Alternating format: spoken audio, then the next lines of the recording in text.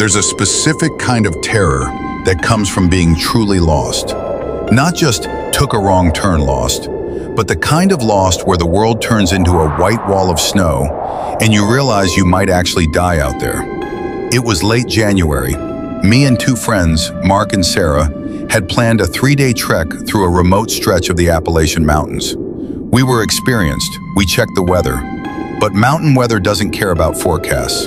The blizzard hit us 12 hours early. By 6 p.m., the temperature had dropped to -10.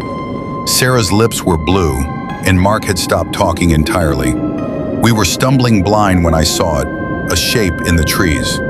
As we got closer, I couldn't process what I was looking at. It wasn't a ranger station or a rundown hunter's shack. It was a modern luxury cabin. Sleek, dark wood, massive A-frame windows, and completely out of place. I pulled out my GPS. Nothing. We were miles off any map trail in the middle of nowhere. But right then, we didn't care. We just needed to survive. The heavy wooden door was unlocked. We practically fell inside, slamming it behind us to block out the storm. The place was immaculate. Leather couches, a pristine kitchen, and it was perfectly warm. The thermostat read 72 degrees, but as the adrenaline wore off, a heavy, sick feeling settled in my stomach. The cabin was too perfect. There was no dust.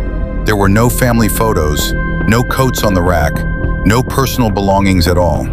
Just fresh, bottled water and canned food in the pantry. It didn't feel like a vacation home. It felt like a waiting room. We slept on the floor in the living room, too paranoid to use the bedrooms. When morning came, the storm had broken. Sunlight poured through the massive windows. I woke up first, feeling a wave of relief. I walked over to the front door to check the snow accumulation. I reached out to grab the handle, and my hand just hit flat metal. I blinked, confused. There was no doorknob, no deadbolt, just a smooth, solid steel plate where a lock should be. I checked the back door, same thing. The windows were heavy, double-paned reinforced glass that didn't open. Then it hit me. The doors didn't have locks on the inside because they were designed to be locked from the outside. Panic set in. Mark grabbed a heavy metal fire poker and slammed it into the window.